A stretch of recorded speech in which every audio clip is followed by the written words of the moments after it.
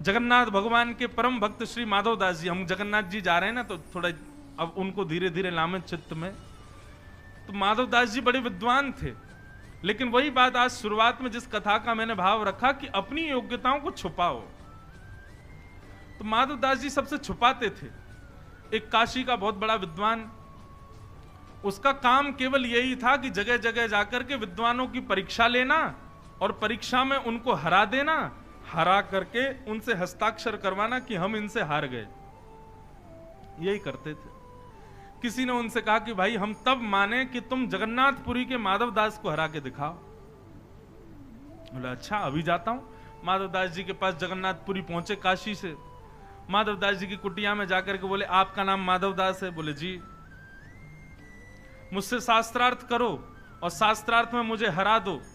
यदि तुमने हरा दिया तो सदा के लिए मैं तुम्हारा दास, लेकिन यदि मैंने तुमको हरा दिया तो मैं जब जब जगन्नाथपुरी आऊंगा मेरे भोजन पानी की सब व्यवस्था तुम करोगे, मेरे रहने की व्यवस्था तुम करोगे और सदा मेरी हाजी हजूरी करते हुए चलोगे और एक भोजपत्र में हस्ताक्षर करके लिख के कहोगे कि मैं इनसे हारा।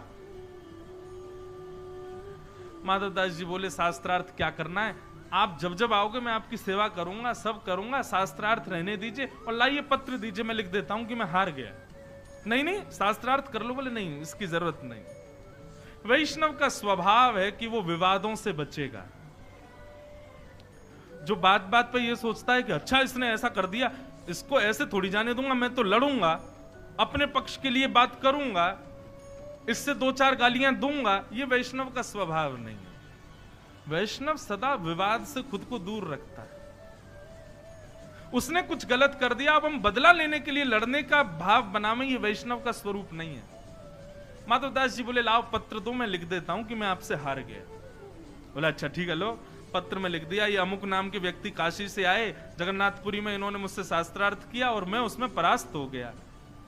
आज के बाद ये जब भी आएंगे इनकी सेवा मैं करूंगा, भोजन की व्यवस्था मैं करूंगा। नीचे माधव दास हस्ताक्षर करके दे दिया।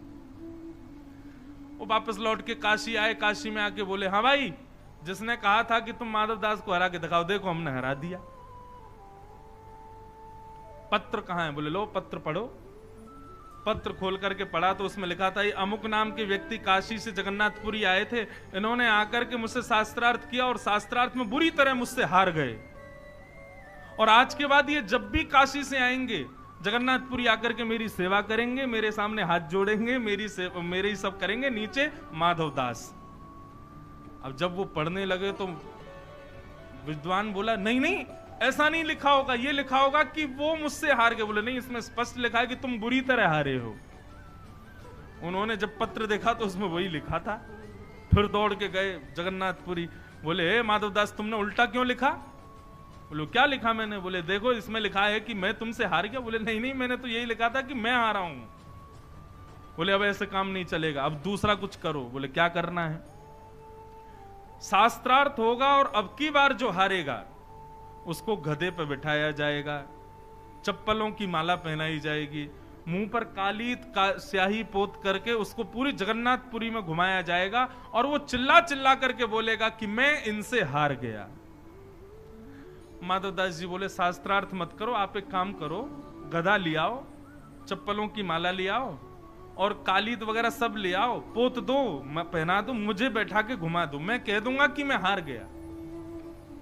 लेकिन अभी मेरे दर्शन का समय, मैं जगन्नाथ जी का दर्शन कर आऊं? बोले करे आओ। बाहर वो गधा और माला वाला सब लेके खड़े थे। माधव दास हारा होगा।